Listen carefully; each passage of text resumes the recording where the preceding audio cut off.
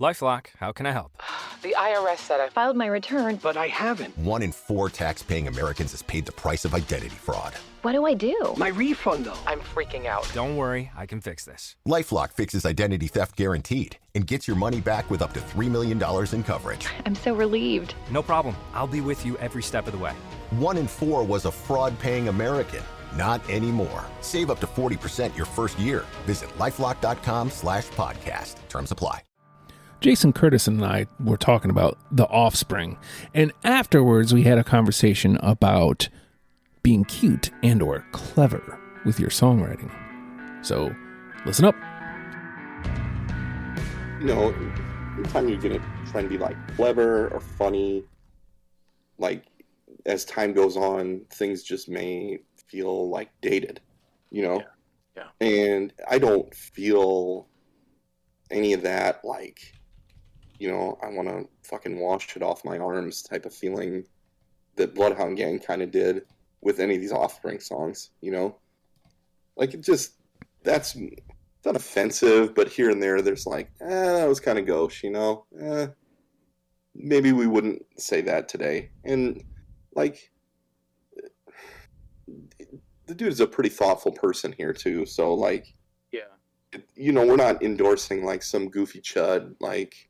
Exactly. Yeah, the guy is incredibly smart. I think he was like a valedictorian in his class. When you think about like a typical punk rock band leader, Dexter Holland doesn't really fit the mold per se. Right. He may look the part when you see him up on stage, but when you learn more and more about the guy growing up, you know, I think his dad was a hospital administrator. He grew up middle class. He wanted to get his PhD in molecular biology, which he eventually did. And you know about the guy himself, like he doesn't like fit the whole drugs and like I don't know the intense scene of the lifestyle of a punk rocker necessarily, because you know while when the Offspring got popular, the guy was still in school and he stayed in school. Like he stayed in his college to still pursue, I don't know if it was his bachelor's or master's at the time. Like they were hitting the scene, and Dexter didn't even drop out of school. He just stayed in school the whole time, because I don't know that if he wasn't biology is a passion of his. So like music is such a big part of Dexter's, what we know him for, but I don't know that it's like the only part of him and his passions in his life. You know what I mean? Yeah. Well, this is what I love is when people come armed with like information. I guess to kind of like, you know, tag on to, you know, not really being clever or whatever. So Pretty Fly can get in because it's this commentary. The song's still fun, but what is a song like Original Prankster or Hit That really saying? And I think that's the disconnect, because like all the other albums you can find, you know, these things, these songs, like well thought out songs, and then suddenly you're hearing, you know, I want to hit that. It's like, you know, oh, I think almost some of it was like intentionally, like they did some of that intentionally to like, I don't know if it was driving their message or just to make it radio friendly.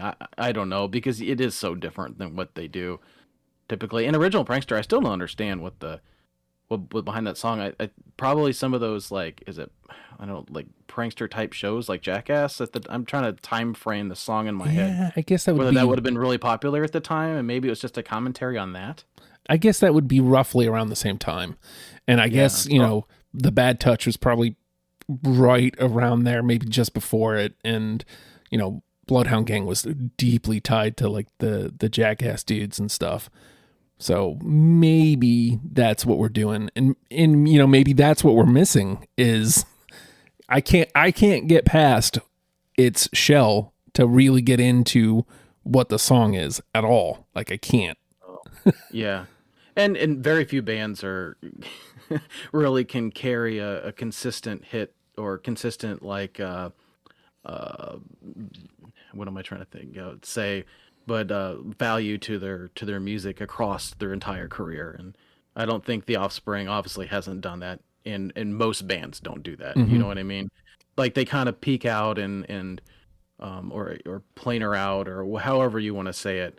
And the Offspring definitely kind of Well, a lot of artists, they'll do stuff differently, which some fans will be like, "Oh, I can't believe that." But as an artist, I don't ever blame them if they want to try different things. Mm-hmm. I know that some bands, they're just like, "Yeah, we've been doing this for so long, we want to try something different."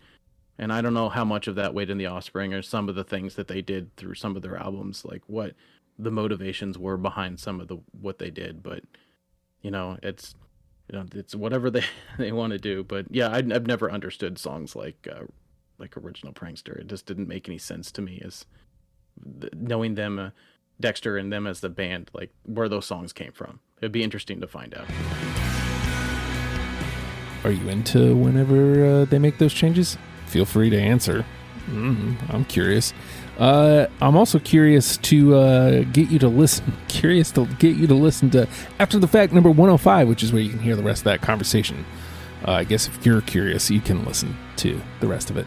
It's After the Fact number 105. You can get it by going to patreon.com/oh hi Justin. Greatly appreciate you considering it. It gets you every After the Fact. It gets you plenty of other audio content for free, and it only costs you $1 to get in the door. So it's that simple. And also, if you'd like to hear our conversation on The Offspring, it's going to be forward one episode. So just push play.